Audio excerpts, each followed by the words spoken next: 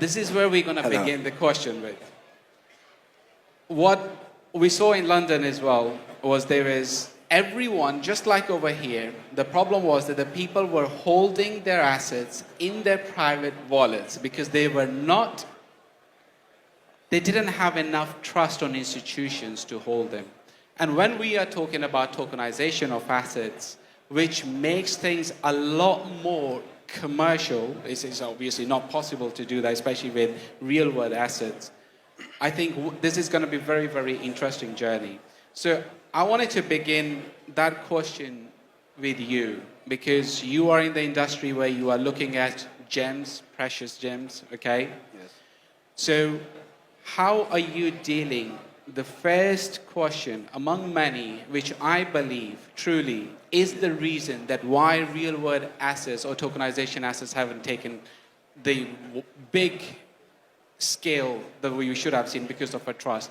How are you dealing trust in relation to tokenization of assets in terms of regulators? Thank you, Naeem.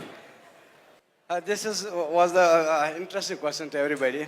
Everyone among those people who are having the digital assets right now, or a few years ago, they are thinking that this is asset. In their mind, in their head, this is the asset. Either it is digital, but it is a great asset.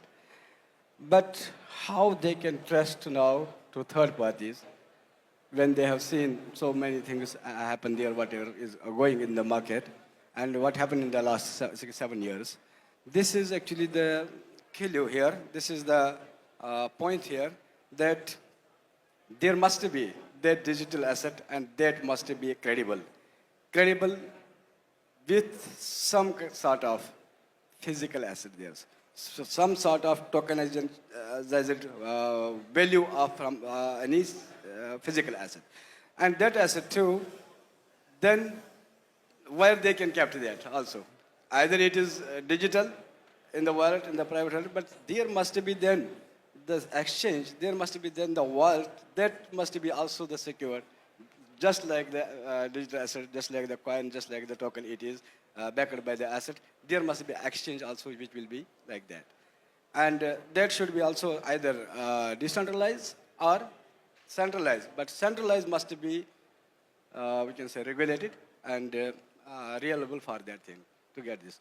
And this is the thing right now we are, because we are in the gemstone industry, and we start the tokenization from the movable assets. Gemstone is the movable assets.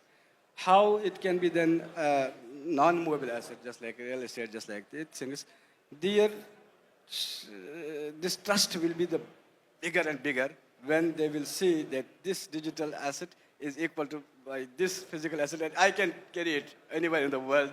That is the thing we are going to put in the market. This is, I think, should be the best thing for that. You know, especially with the geopolitics in play, BRICS with coming up with their own currency, I think the space where you sit in is a very, very important space. Because let's say that recently Putin said that they wanted to trade directly with China by using their own currency. If you are trading with another currency, with another country with your own currency, your currency needs to be backed by something valuable. What is valuable? Valuable is your soft grains. No matter what happens, you would need them. So your currency would be backed by that. Precious metals, and of course, soft gems in relation to that's very important. Max, I wanted to pose the same question. And I wanted you to explain a little bit more from the custody issues.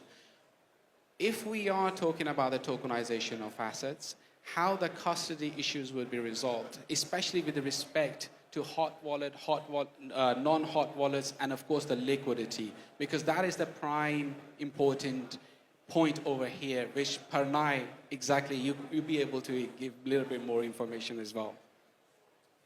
Because I'm a general manager of xt.com exchange in MENA region.